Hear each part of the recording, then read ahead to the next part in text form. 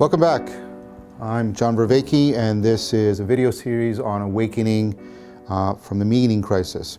So last time we were beginning our historical examination of the origin of this capacity for meaning making to try and get a clearer picture of what it is.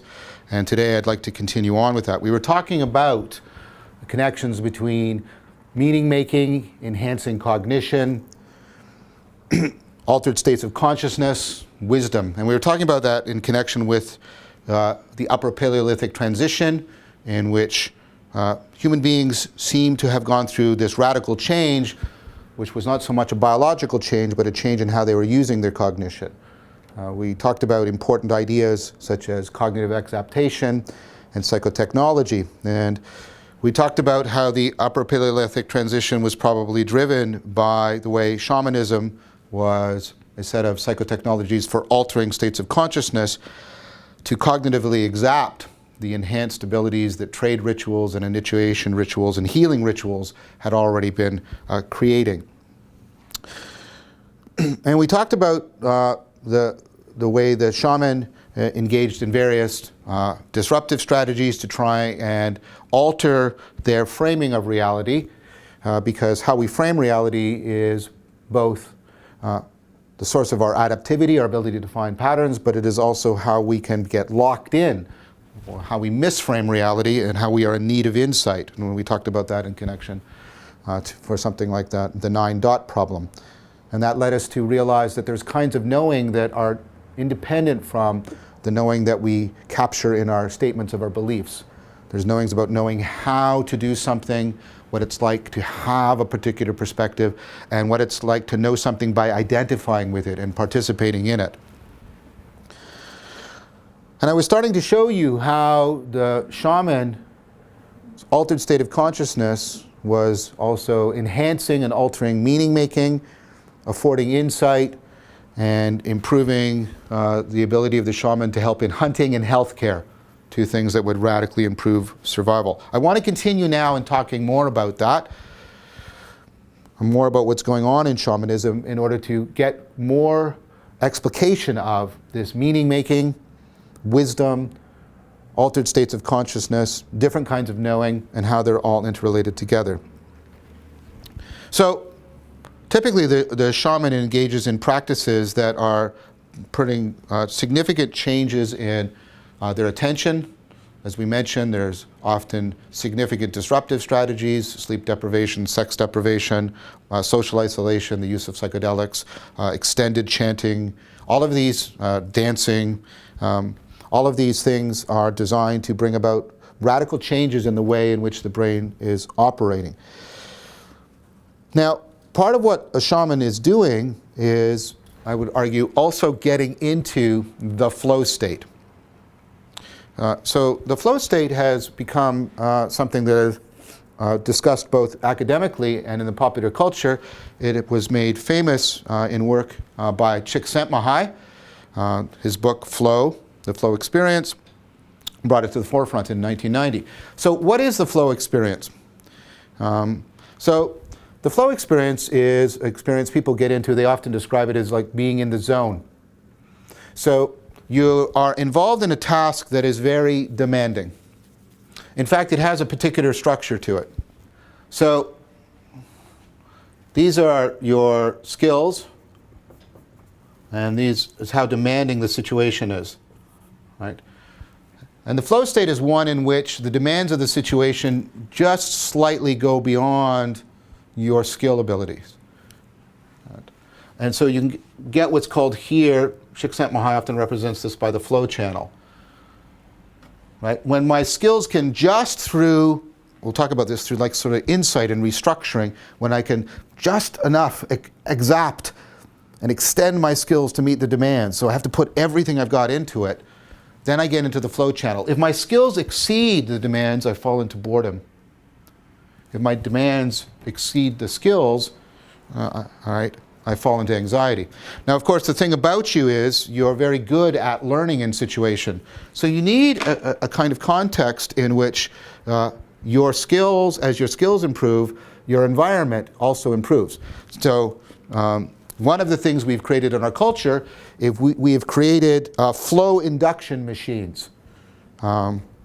Because what those machines have are a situation where your skills are constantly improving and the demands of the environment are constantly improving. And these flow induction machines have other properties that are very important in them. There's a very tight feedback between what you do and how the environment responds. You're getting very clear information, and failure matters. It's like, at least symbolically, because you can die. And of course, some of you are probably realizing that I'm talking about video games. Video games are one of the most reliable ways of inducing the flow state in people. In fact, part of the reasons why video games are addictive, and they now are being considered to be a bona fide addiction by the World Health Organization, is precisely because they engender the flow state. Addictions, and we'll talk about this later when we talk about addictions, addictions run off machinery that is evolutionarily adaptive. That's why it's compelling. So, the flow state.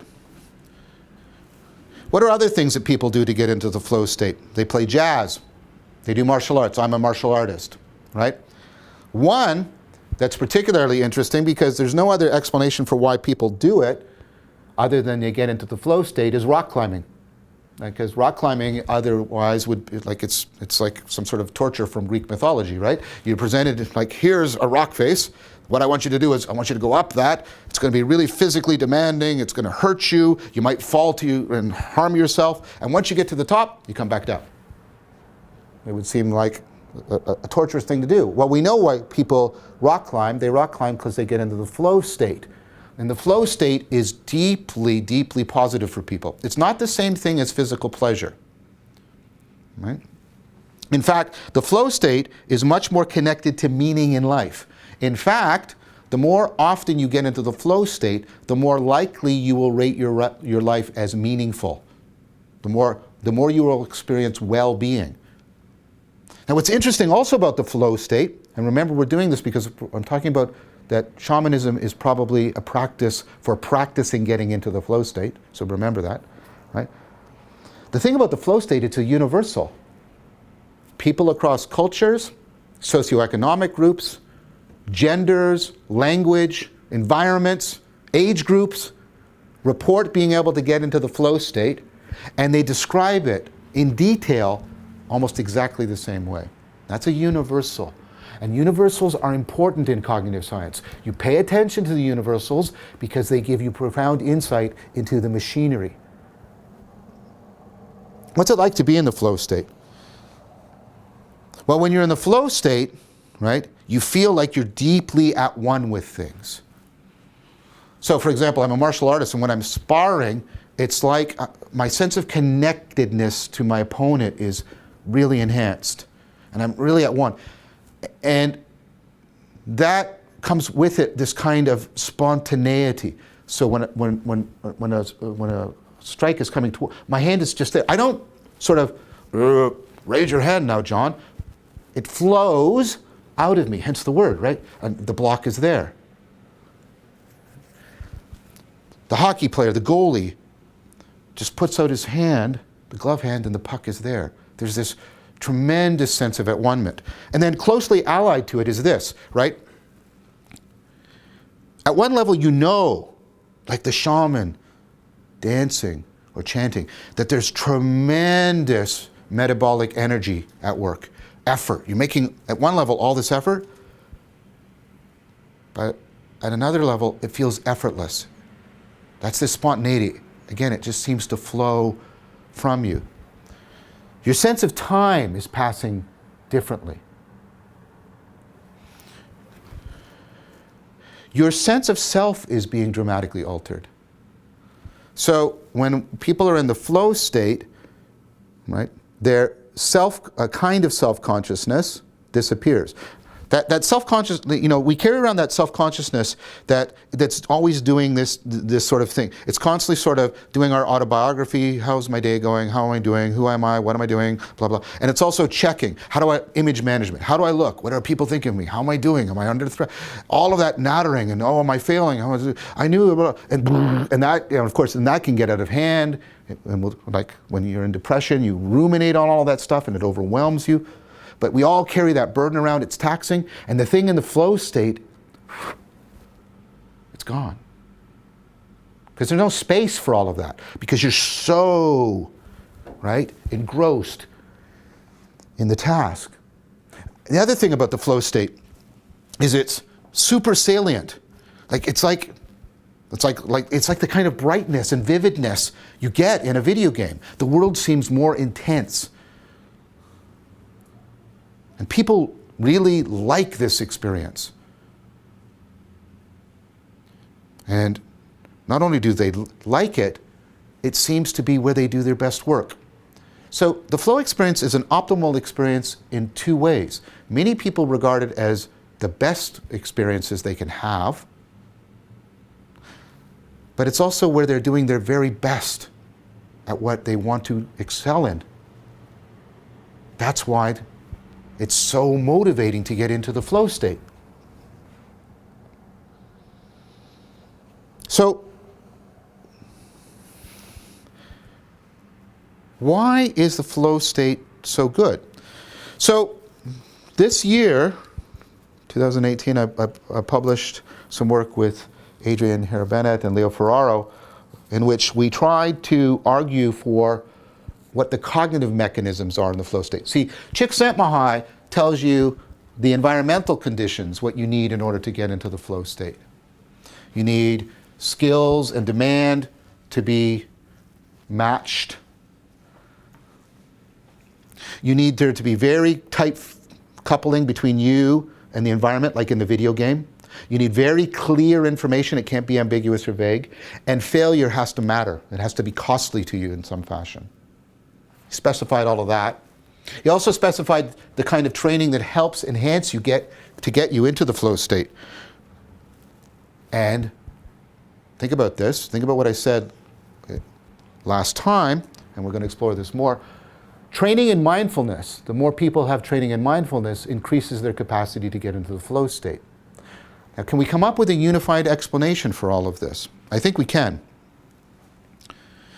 Both for the phenomenology, why we're experiencing what we're experiencing when we're in the flow state, and why is it improving your cognition? And therefore, why would the shaman be enhancing their cognition by getting into something like the flow state through their ritual practices? Okay, so think about the rock climber. Okay? The rock climber is climbing. Remember we talked about how you frame and find patterns last time. Remember the 9-dot problem, right? And that these patterns aren't just patterns in your mind, they're patterns in knowing how to make sense of things. So you're rock climbing, and if that breaks down, you impasse, you're stuck. And I don't mean just cognitively, you're physically stuck.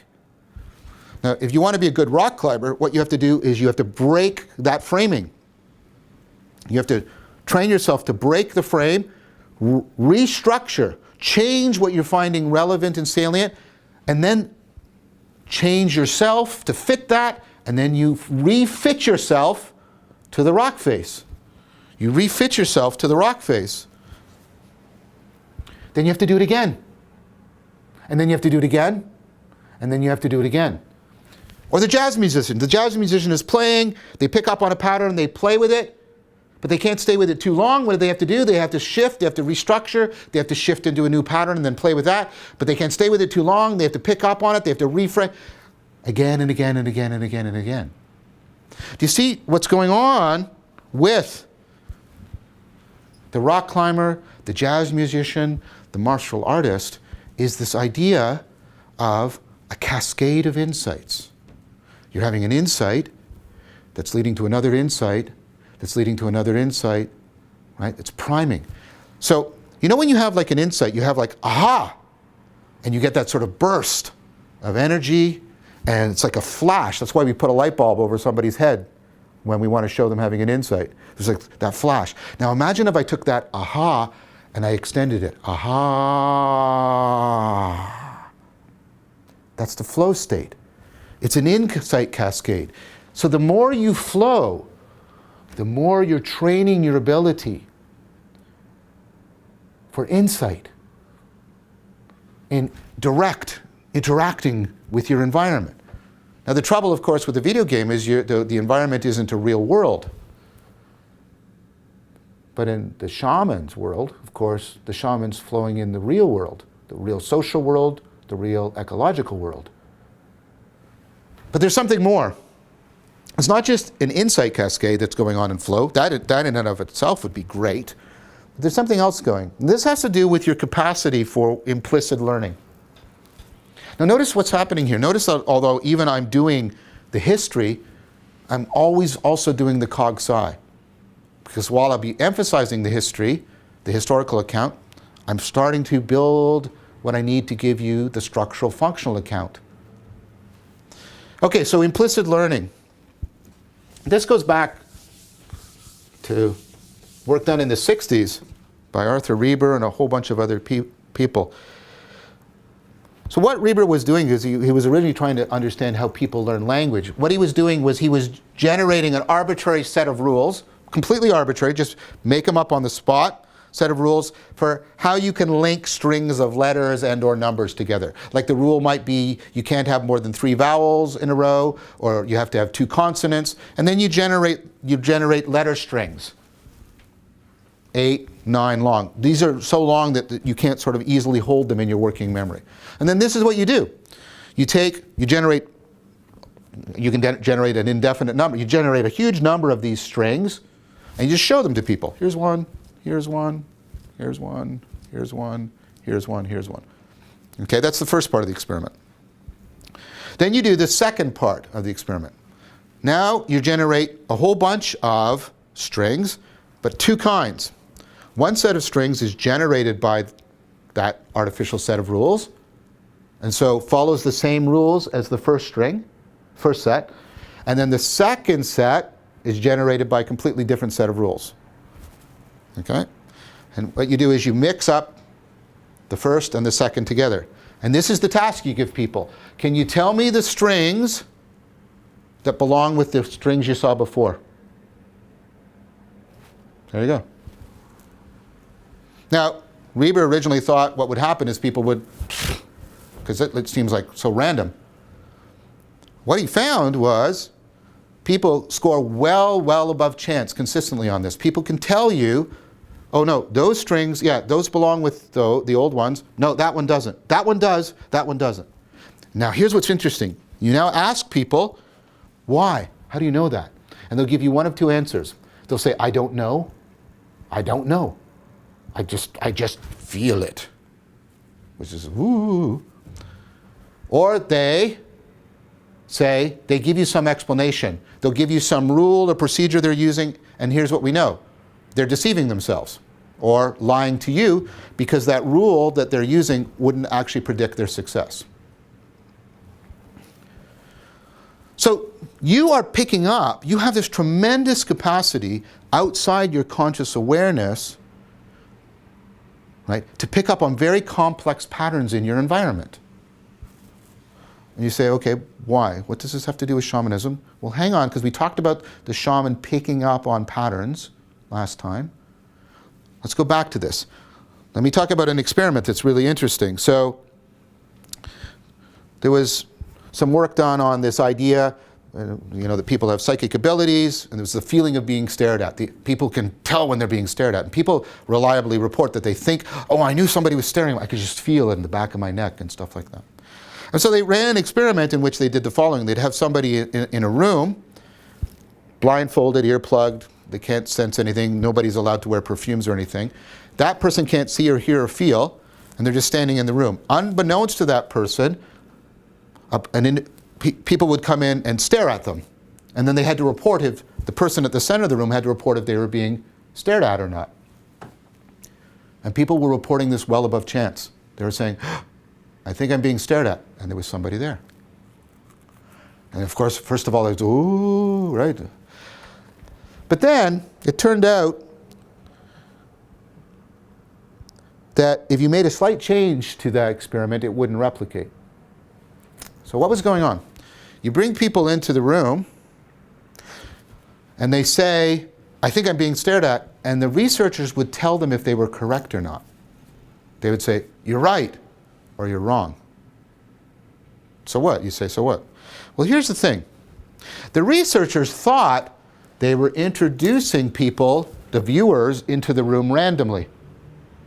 But it turns out they weren't introducing them randomly, because you know what's very hard for you to do? Random stuff. They were actually introducing people as viewers in a complex pattern. And the person that was blindfolded and earplugged was implicitly learning the pattern because they were getting feedback. If you take the feedback away, if you don't tell them, whenever they say, I'm being stared at or not, if you don't tell them they're right or wrong, their performance drops to chance. See, a lot of what looks like psychic abilities are your ability to pick up implicitly on complex patterns in the environment without being aware of it. So, Hogarth, in his book on educating intuition, makes a really cool claim. Makes a very good argument, in fact, I think, for this. He says that what we call intuition is a real thing, but there isn't anything sort of magical about it, like the psychics say, or something like that. Your intuition is the result of your implicit learning. You pick up on all kinds of complex patterns, not knowing how you have done that, but you get an ability to detect patterns, and you don't know how. That's why your intuition feels the way it does. You just sort of know. Like, you know things, you're doing it all the time. To use a famous example from Dreyfus, you know how far to stand from somebody. And what angle to like where you should stand, how close you should stand, what angle you should stand, how, as the conversation or the context changes, you're allowed to move closer or farther away, what angles you're allowed to be at. But if I were to ask you to tell me how you do that, you wouldn't know. You would just say, I know how to do it. And yet, when people don't know how to do it, it creeps you out. It creeps you out. Okay, so intuition. Now, Hogarth points out, and this is something very common, right? Hogarth points out that, we have two different terms and we don't realize we're talking about the same thing. We have intuition when we think it's going well, that implicit learning, but we also have bias and prejudice for when we think that implicit learning goes bad. The bigot has got intuitions about races that are wrong. Now, how is it that implicit learning goes wrong? Well, here's the thing. You have some complex pattern in the environment, right? And your implicit learning picks up on it. The problem is there's two kinds of patterns in your environment. There's correlations, there's correlation patterns, and causal patterns. Now, what do I mean by that? Correlations is when any two things are related to each other. So, let me give you an example of a couple of correlations that you shouldn't confuse with causation. There is a correlation between how large your wedding is and how long your marriage will last. If you have a bigger wedding, your marriage will last longer. Now, you would be a fool to therefore think you should have the biggest possible wedding. Because the reason why bigger weddings predict longer marriages is not because bigger weddings cause longer marriages, is because, right, they're only correlated. It's because bigger weddings reflect a bigger social network, more financial resources, and having a bigger social network for the couple, having more financial resources, actually does cause a marriage to last longer. Here's another one. So I'm old enough, right? And I was brought up in a religious household that I was, when prayer was taken out of the schools. And of course, people were very upset about that. Look at crime is going up as we've taken prayer out of the schools and things like that. By the way, crime hasn't been going up. Read some of Steven Pinker's work. But let's say it was. That's only a correlation. Because here's another correlation. We know that greenhouse gases have been going up steadily. And that's part of the environmental crisis we're going to talk about. You know what has been also consistently going down for the exact same time period? Caribbean piracy. Having pirates in the Caribbean and wooden ships with cannons and stuff. As that went down, greenhouse gases went up. Now, I hope none of you think that we could solve global warming by bringing back piracy. Okay? So there are many things there are many patterns in the world that are illusory because they're only correlational. They're not causal. See, the bigot has picked up on correlational patterns, not causal patterns. So what you want to do is you want to train your implicit learning to pick up on the causal patterns that are real rather than the correlational patterns that are illusory. Now here's what you can't do. You can't tell people to look for patterns explicitly. Go back to Reber's experiment. If you put people into that experiment where they're looking at the letter strings and you tell them explicitly what they're supposed to do, try and figure out the rules. Consciously, deliberately try to figure out the rules. Their performance doesn't get better. It gets worse. Okay? And Hogarth notes this in his book on educating intuition. We can't replace implicit learning with explicit learning because it is precisely by being implicit that it works so well. What can we do explicitly then? What we can do is set up the right context, the right environmental factors, so that my implicit learning machine will tend more likely to get onto causal patterns rather than correlational patterns. So I'll get good intuition rather than bad intuition. How do you do that? Well, Hogarth says the way you would do this is the way you do science. You want to control the context, right? Because what science is, and there's a lot of science. Look, science is a way of distinguishing causal patterns from correlational patterns. You set up an environmental situation so that you can distinguish the causal patterns from the correlational patterns. Well, what do? Well, in an experiment, first of all, I make sure that everything is very clearly measured. I get very clear information. Very clear information. I make sure I'm looking to see that, right, that the change in one variable is closely followed by a change in another variable. So I change your drug dosage, do your symptoms get better? Right? So I look for clear information, I look for clear feedback, and in science, failure matters. You test a hypothesis, and disconfirmation has to be possible. Failure matters. Now notice this. What Hogarth says is, well, what I want to do is I want to put you into an implicit learning situation where you get clear feedback, like you do in science, where there is a tight coupling between what you do and how the environment responds, and where error really matters, like in science. And he says what we should do is we should try and do implicit learning in those kinds of contexts. Well, here's what myself and my colleagues argued. Those three criteria that will turn your intuition into good implicit learning are exactly the conditions for flow.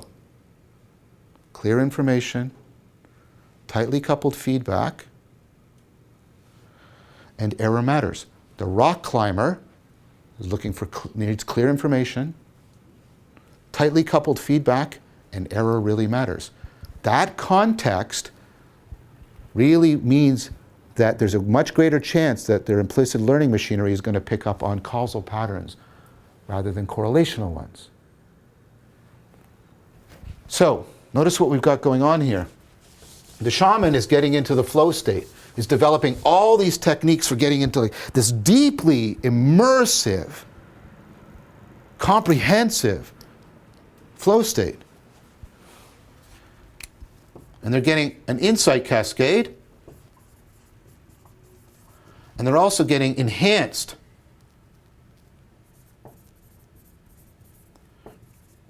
implicit learning, picking up on very complex, real complex patterns. Now this is intuitive.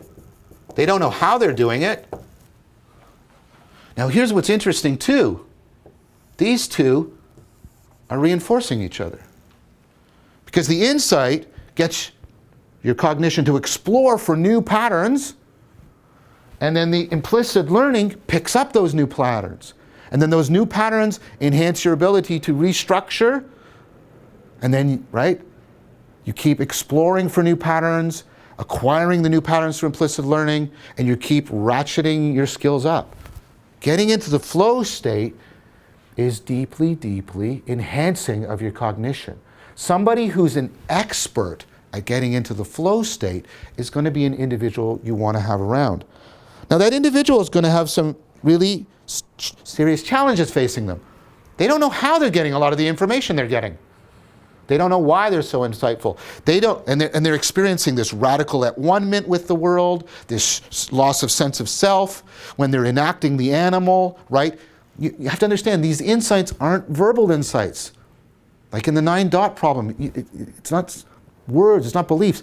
It's getting an insight in how the deer moves. It's getting an insight, an intuitive insight in how to talk to this person, to trigger the placebo effect, to help them to heal right now. So, getting into the flow state, notice what's going on here. Notice you're getting something that's almost like a mystical experience. It's a powerful altered state of consciousness. It's enhancing your cognitive processing. And the shaman is making meaning. They're singing, they're dancing, they're telling stories, they're altering people's sense of what matters, they're altering people's sense of identity, they're healing and transforming people.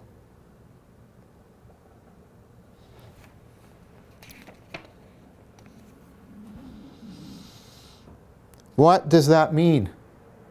Why would that have powered the Upper Paleolithic transition? Well, first of all, this is enhancing your cognition. And this goes towards the work of Michael Winkelmann and also Matt Rossano. What's happening in this state is your brain is learning to get areas to talk to each other that normally don't talk to each other.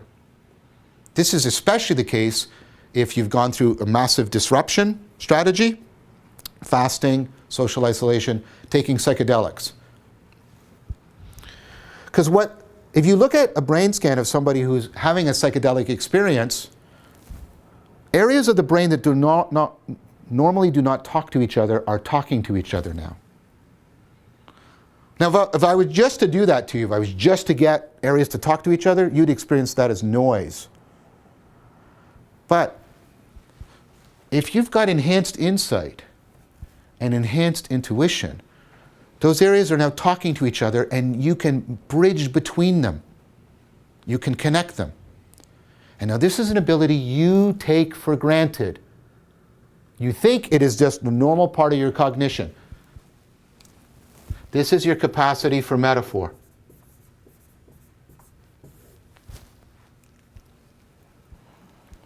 The word metaphor is itself a metaphor. It means to bridge, to carry over, to connect things that are normally not connected. And what you need to understand is how pervasive metaphor is. I showed you a little bit last time, the idea of a project. But I want you to reflect now, and notice the word reflect is a metaphor, on how your thought and language is filled with metaphor. By the way, that was a metaphor. I'll say, for example, do you see what I'm saying? Do you get my point? Do you comprehend it? Can you grasp it? Do you understand it? These are all metaphors. I'm about halfway through this talk. I hope it's not too hard for you. Do you see? It's pervasive and profound. All of your cognition, this is work done by Lakoff and others. I have some criticisms of some of their theory, but the idea that your cognition is filled and functions through metaphorical enhancement, that's just, I think, the case. Now, why is metaphor so powerful?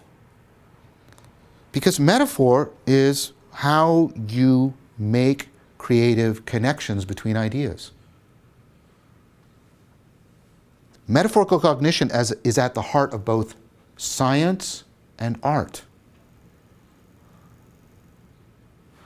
When the shamans are enhancing this machinery, they're connecting areas of the brain that normally didn't talk to each other and affording a massive enhancement in metaphor. One of the ways in which your cognition and meaning and altered states of consciousness come together is in how your mind, your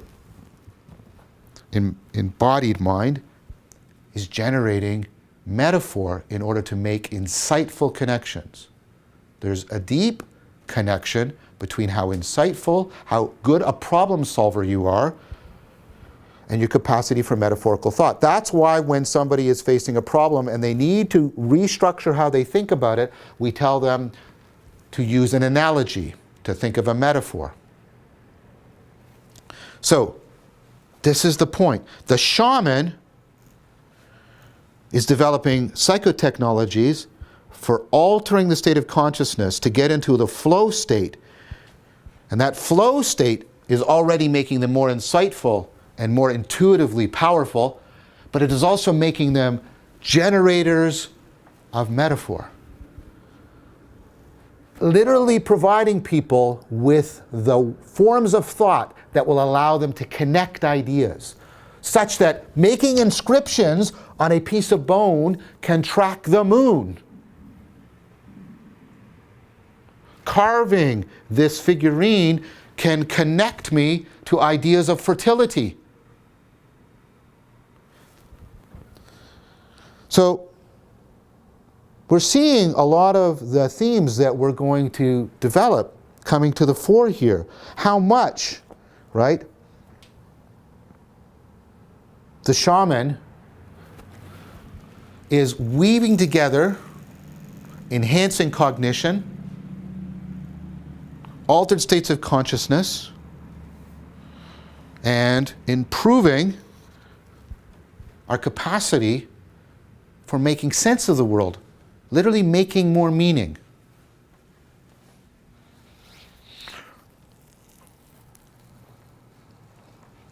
If you're a hunter-gatherer group and you have a shaman, you're going to outcompete groups that don't. There's a reason why it's universal. There's a reason why the flow phenomena is universal. Because this exapts some of our most basic machinery, enhances it in a powerful way.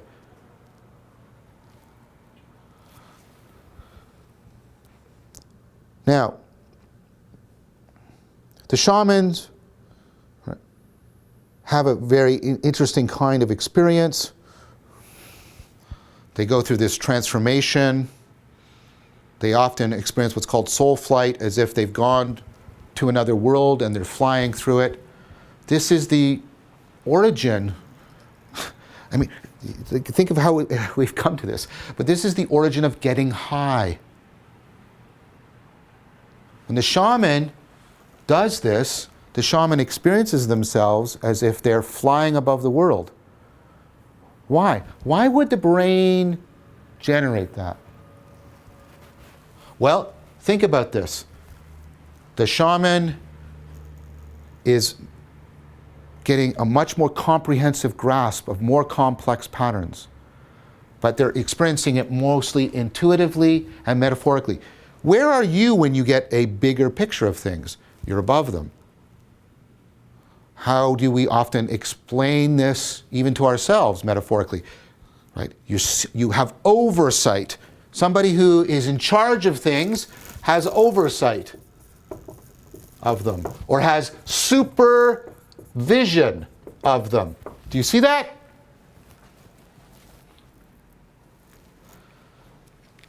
Those are metaphors. Those are metaphors that are little whispers, little echoes of shamanic flight, flying over things, getting an intuitive, insightful grasp that is expressed metaphorically of a deeper connection to the world. We're going to pick up on all of these themes as we investigate more the machinery of meaning making. But I need to move forward now, because I want to talk about another revolution. This was the Upper Paleolithic transition. This is where the meaning-making machinery, the altering consciousness, the self-transcending, the flying above, the cultivation of wisdom, associated with a lot of things that we consider spiritual and religious. You see them all together. That's the Upper Paleolithic transition. Now there's another important revolution that takes place around 10,000 BCE. That's the Neolithic revolution. You get the invention of agriculture. Now, agriculture is important because it adds to this machinery in an important way, because now individuals are part of complex societies. And for the first time, because of agriculture, people start to stay in one place for significant amounts of time. So their relationship to the environment, to each other, because they're living with large groups of strangers now, and to themselves, radically changes. That goes through a very long period of development. This world, right, of course, then becomes the ancient world, as stone gives way to metal. And we get the Bronze Age, the period of the first great civilizations in Mesopotamia, in Egypt. And there's a transformation that's happened in the way people are experiencing their world. Human beings are still doing everything we've been talking about. They still have rituals. Of course, they've developed them into very sophisticated, complex systems. They're still engaging in altered states of consciousness. And that world is pervasive for a very long time. But our connection to it is very odd. So if I were to ask you if you've read anything from the Bronze Age, chances are you haven't. Have you read the Epic of Gilgamesh? Well, no, probably not. Right? Have you read any Egyptian mythology? Probably not. Why? The Sumerian, Mesopotamian, and Egyptian civilizations are titanically important, long-lasting. But notice, if I ask you if you've read parts of the Bible, or perhaps Plato, or perhaps some of the Buddha, or Confucius, chances are you have read some of that. You somehow feel that those people are relevant to you in a way that people from the Bronze Age aren't. Now why? There seems to have been another great change, comparable to the change of the Upper Paleolithic transition. Again, whether it's a one shot or more continuum, again, I don't need to decide that, and I'm not confident that the debates around that are actually very fruitful. But Karl Jaspers talked about the axial age. Karen Armstrong has made famous that in a recent book. So around 800 BCE,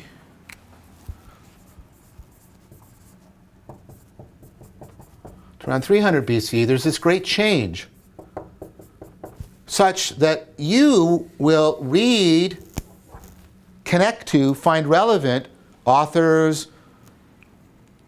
systems of thought, ways of being from that time period, and yet back here, where the Bronze Age ends, you don't read this stuff.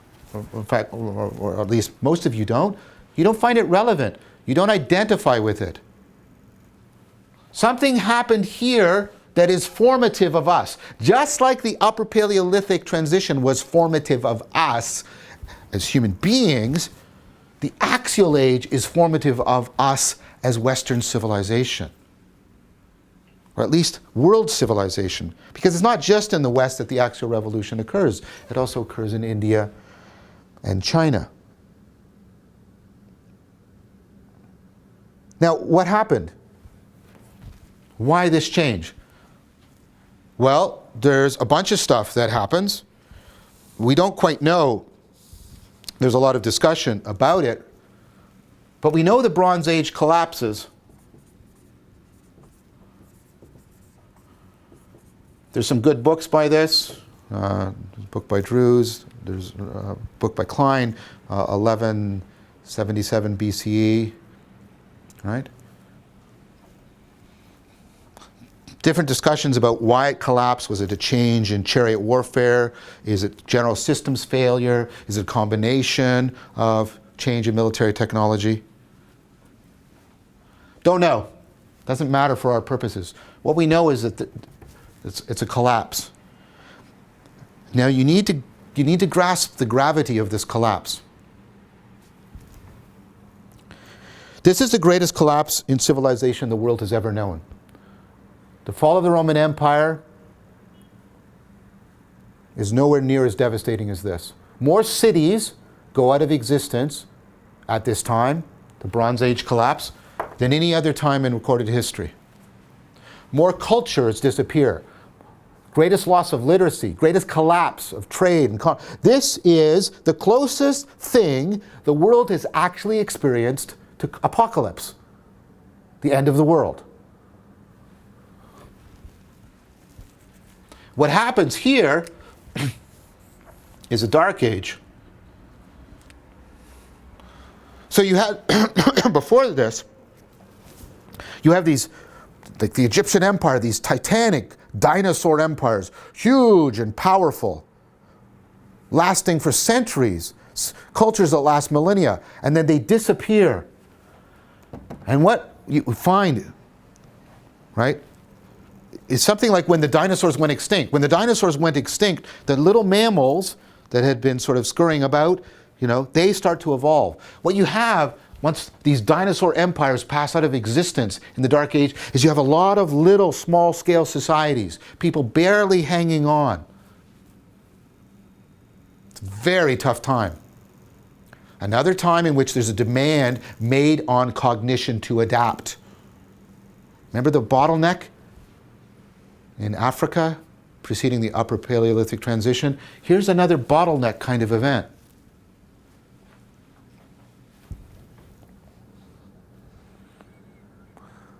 So people are more willing to experiment, to try new things than they have before in the past. They're willing to try new forms of social organization.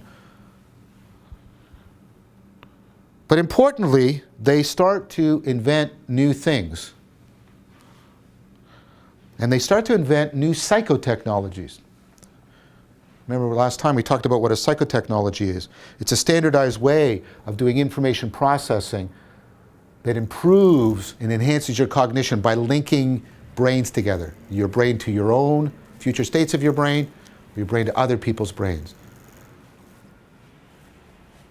Something happens here in one of the areas that was hit hardest by the Bronze Age collapse. The area, Palestine and what's modern Israel and Jordan, places like that, used to be the old, referred to as the land of Canaan. What seems to be invented here is a new kind of literacy. Remember we talked about literacy as a powerful psychotechnology. Now the Bronze Age world had literacy. The Egyptians had hieroglyphics, famously. The Sumerians had cuneiform. Now the thing about those forms of literacy is they're very difficult to learn. You have to go to school for a very, very long time. And your job, you could have this job in the ancient world. This was your job, to be literate. It's called being a scribe. It's where we get words like scribble from. All you were, your entire job was you were literate, because it was a tough thing to be literate, and it was a very valuable thing, and it was a rare thing. Because literacy was hard when it's ideographic. So I have some ideograms tattooed here, right? This means meditate, right? What gets invented here is alphabetic literacy. Right? Sort of, it seems to be invented in Canaan, and then it's taken up by the Phoenicians, and then they take it to the Greeks. And then the Canaanite alphabet merges imperceptibly into archaic Hebrew and then gets taken into Hebrew. That's going to be important. These two groups of people are going to be very important. Now, why is alphabetic literacy so powerful? It's much more learnable. It's a more effective and efficient psychotechnology. Remember when I said last time how much literacy enhances your cognition? If I give you alphabetic literacy, you can learn it much more powerfully, and more people can learn it. So your ability to learn and access and share with others the benefits of literacy gets magnified tremendously.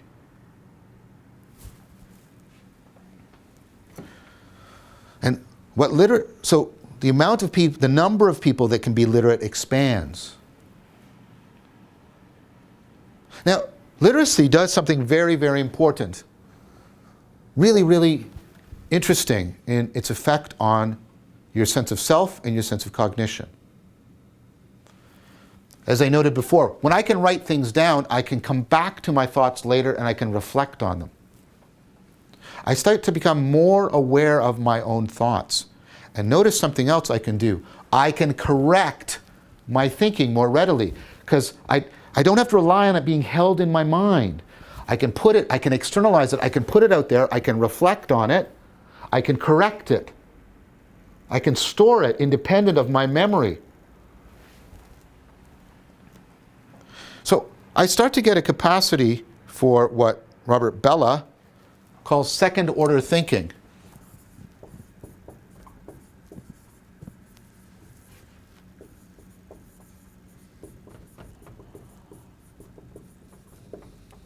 Now, we all have metacognition. We'll talk about this later. Metacognition is your awareness of your own mind. I can ask you right now, what are you thinking? You can become aware of it. Do you have a good memory? Yes or no? And you'll say, I do or I don't. That's metacognition. It's your knowledge and awareness of your own mind. We all have metacognition. But one of the things you can do with literacy, alphabetic literacy, is you can internalize literacy into your metacognition.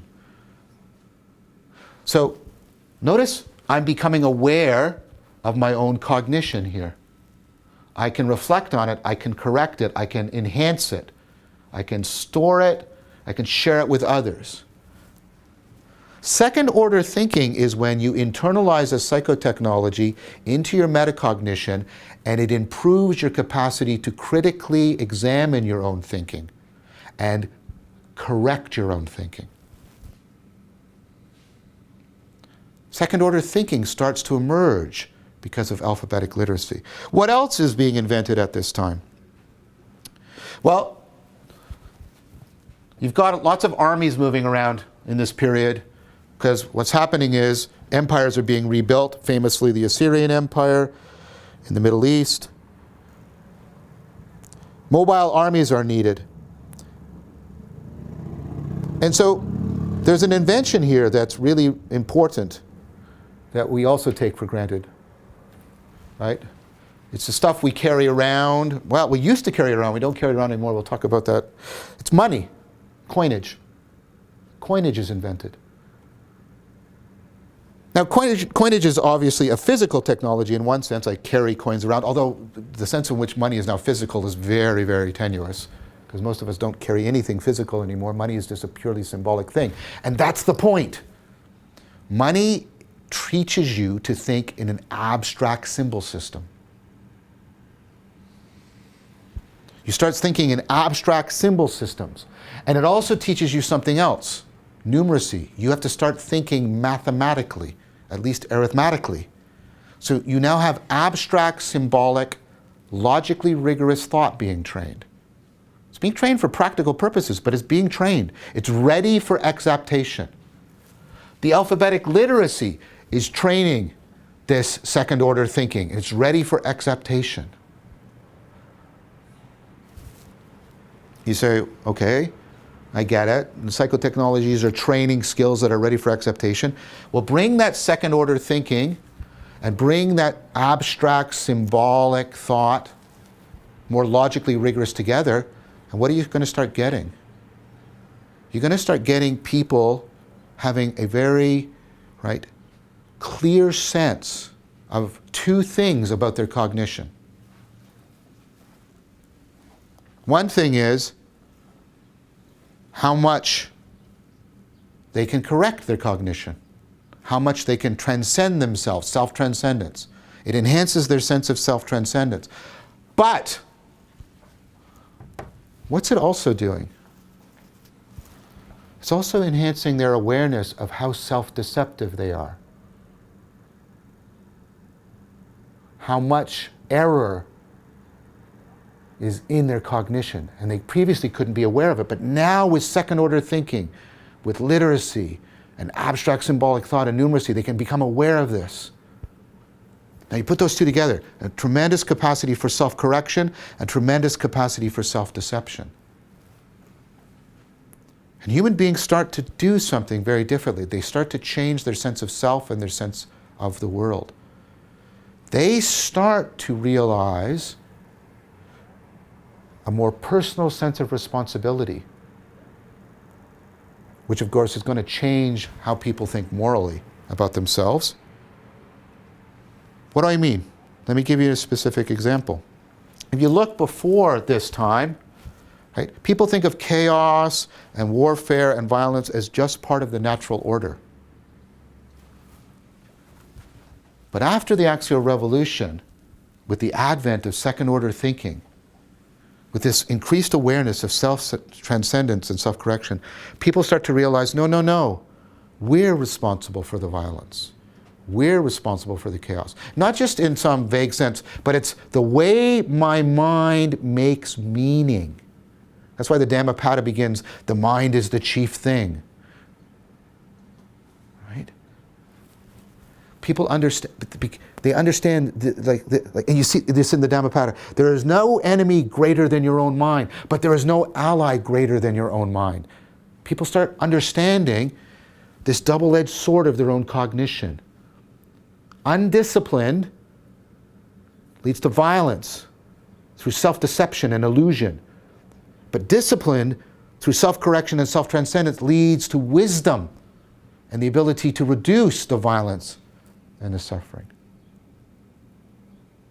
So in our next meeting together, we're going to talk more about this axial revolution and this sense that people had of their capacity for self-transcendence and their capacity for self-deception, and how that changed radically their sense of self and their sense of the world, and how that changed what meaning meant and what wisdom meant.